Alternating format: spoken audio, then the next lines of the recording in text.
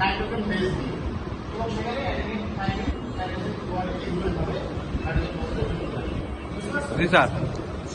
তো পুরো বর্ণনা করে আমরা এটা শেষ করব। তো সেখানে এগুলো সর্দিল আকারে পেঁচানো থাকে। কিভাবে থাকে? পেঁচানো থাকে। সর্দিল আকারে এগুলো পেঁচানো থাকে। পেঁচানোর সময় দেখো এখান থেকে এই পর্যন্ত একটা অর্ধেক প্যাচ, এখান থেকে আরেকটা অর্ধেক প্যাচ। একটা বৃত্তে কি হয়? অর্ধেক প্যাচ মিলেই তো দুটো অর্ধেক প্যাচ মিলতে একটা বৃত্ত হয়। তাহলে দেখো তো এটা অর্ধেক প্যাচ, এটা অর্ধেক প্যাচ, এই মিলে পূর্ণ প্যাচ, এখান থেকে এই পর্যন্ত পূর্ণ প্যাচ। দেখো ধরো এটা অর্ধেক প্যাচ না, জি স্যার। এটা অর্ধেক প্যাচ না।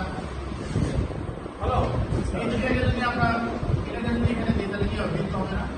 হবে ইনশাল্লাহ। সেটাই বলতেছি।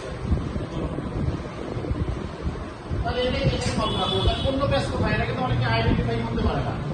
এখান থেকে ধরো আর এখান থেকে ধরলাম, তাহলে এটা অর্ধেক প্যাচ, আবার এটা এখানে এটা অর্ধেক প্যাচ, তাহলে এখান থেকে পর্যন্ত পূর্ণ প্যাচ না। এই পূর্ণ প্যাচের দৈর্ঘ্য হচ্ছে 34 অ্যাংস্ট্রম। ঠিক আছে? আচ্ছা, অ্যাংস্ট্রমের মধ্যে দেখো 20 অ্যাংস্ট্রম এর ব্যাস, মানে 20 অ্যাংস্ট্রম সমান 2 ন্যানোমিটার। তাহলে কত ছোট? 2 ন্যানোমিটার। 1 ন্যানোমিটার সমান সমান তোমার 1000 মিলিমিটারের 1 ভাগ। স্কেলে যে মিলিমিটার আছে, 1000 মিলিমিটারের 1 ভাগ হচ্ছে 1 ন্যানোমিটার। তাহলে কত ছোট?